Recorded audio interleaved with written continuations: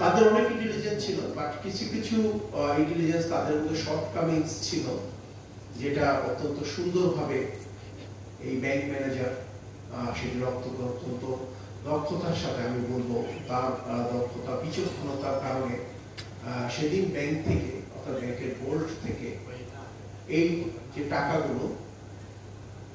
সেটি তারা নিতে পারে। পরবর্তীতে যখন তারা দেখলো যে আশেপাশে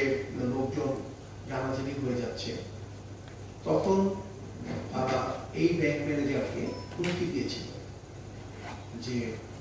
1 কোটি টাকা দেওয়ার জন্য, তাহলে তাকে তারা ছেড়ে দিবে যে কোনো ভাবে ম্যানেজ করে। আমি এই